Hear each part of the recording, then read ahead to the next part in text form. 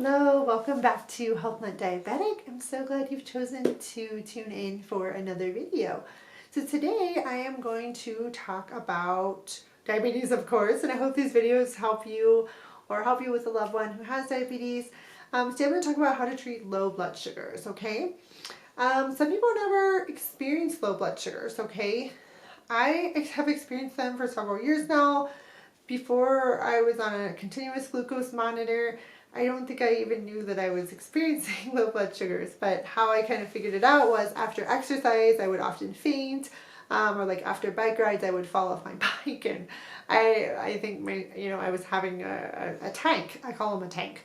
Some people call them lows, tanks, etc. Anyway, so I do use a Dexcom G6 as my continuous blood glucose monitoring system. I have talked about that in another video. I love it. I recommend it. I wouldn't use anything else. That's just me personally. So, I especially got a lot of lows when I was pregnant, really low, and they would be like in the middle of the night. So, and I find that if I eat a really high carb meal, like for instance, like my Thanksgiving dinner, I knew I was going to eat things I normally don't eat, and I was going to eat a larger portions of things I don't eat. So I took quite a high dose of insulin, okay? It worked. My sugar didn't spike to dangerous numbers. It spiked some, but it stopped. But then I had a big tank. And that happens. But if I wouldn't have dosed that amount of insulin, then I would have had a big spike. So sometimes it's like, you got to pick your thing. But I didn't know I was going to have a tank. I think it was because I went for a walk. So I don't know. I really don't know. Sometimes you just have lows and you don't know why, especially if you're like me. I'm pretty sure I'm latent type 1. I'm still undergoing testing, but other type 1s that I know of, like when I watch other type 1s and interact with them, my diabetes is just identical to what they go through. I mean, what I'm trying to say that, it's extremely similar, okay? Everybody's a little different, but I definitely identify way more with type 1s. So I have family members that are type 2 and my diabetes are nothing. It's nothing like theirs.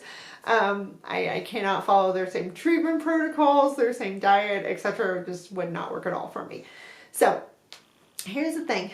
When you start to have a low, I usually let mine, even if my Dexcom says it's low, I first of all check in with myself and are like, okay, how am I feeling? So when I get low blood sugar, I first of all get a sweat, like kind of a clamminess feeling. I start feeling slightly lightheaded, a little bit dizzy, just feeling like really yucky. If I'm not feeling that way yet, but my Dexcom is saying that I'm low, then I will check in like, well, what have I had to eat or drink recently? If I have had something to eat or drink very recently, then sometimes I won't do anything. And again, this is just me. This is not medical advice. I'm just telling you what I do when I have lows, and we're just talking about lows in general today. Like for instance, if I've just had a snack, and I start to have a low, but I'm not feeling yucky, I'm not feeling any of those weird symptoms, then I generally won't do anything. I will just wait. I won't exercise though, because if I exercise, then it will make the low even lower usually. So I'll just kind of sit down, maybe read a book or, do some activity that's not really active, okay? If I continue to have the low and I start having those feelings like really tired, yucky, kind of lightheaded, dizzy-ish, then I will definitely treat with something. So I treat usually with glucose tablets, number one, and you can buy those anywhere, just at any pharmacy, go ask for glucose tabs, or I will treat with a little bit of juice. What I personally use are juice boxes because they're really portable. I can throw them in my bag. I always keep one in my car at all times. So I either have an orange juice box or an apple juice box. Just those tiny little boxes is all you need that you get from the grocery store, like you give kids and so forth. Well, those aren't really healthy for kids, but you know what I'm talking about. The juice boxes you drank as a kid, okay? I carry them all the time. I always have one per car, in the refrigerator. I always have a few of them if I'm at home. Okay, and I will take about 4 ounces, so like 2 or 3 good sips off the juice box. And then I will wait. I'll wait about 10 minutes and see. I mean, if it keeps going lower, I'll drink more juice. But generally, the keys with low is you gotta like wait because I've done it before where I didn't wait and I panicked and I drank a bunch of juice and I ate half an apple and this and that, and then I have a spike. So you've got to be careful. It's kind of like a teeter-totter. Think of lows like a teeter-totter, right? Like you don't want to send it all the way up the other direction. Anyway, so definitely take something if you're starting to feel crummy, and every person will know their body and every person will know what they feel like during a low. So I find most effective, again, like I said, juice boxes and glucose tablets. And then you can have a small snack too, like half an apple or half an orange, something that's going to raise your sugar, a couple crackers, some kind of carb, okay? But if you want something really fast acting, the juice is the absolute most fast acting I have found. It's much more fast acting than a food. So if you keep having lows every day, then obviously you need to talk to your doctor about managing that. Like I was having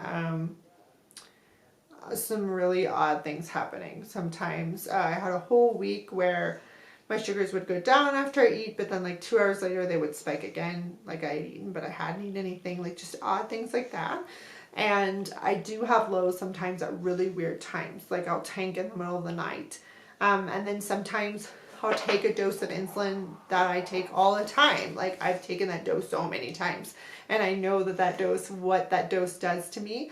But then that particular day it will tank me, where the 100 other times I've done it, it didn't tank me, okay? So that's what you have to understand, is that a low or a high is not something that you did or something you did wrong, is what I'm trying to say. I used to think like, oh, well, I didn't dose insulin correctly, or oh, I didn't eat the right thing, or whatever. Like maybe sometimes I think we chronically underdose. Sometimes I do, I used to, but I think that in general, sometimes your sugars are just crazy. Like you understand that, like you'll have crazy days where it's up, it's down, etc. And it just seems like no matter what you can do, what you do, nothing improves it. So on those days, just give yourself a little break, watch a movie, read a book, try to relax, like try not to panic. That's how I deal with lows. I used to kind of panic, like I said, and eat too much, and then I would go like that and teeter-totter it and have a spike. Oh gosh, so it's like, and then you have to correct again with insulin. It's like round and round. You don't want to do that. So anyway, best ways to deal with low blood sugar: wait, watch, tune into your body, juice, glucose tablets, and talk to your doctor or diabetes educator if you keep having lows, to try to figure out what's going on and figure out a different treatment protocol. Okay? Thank you so much for watching. I hope you have a great day today. Bye-bye.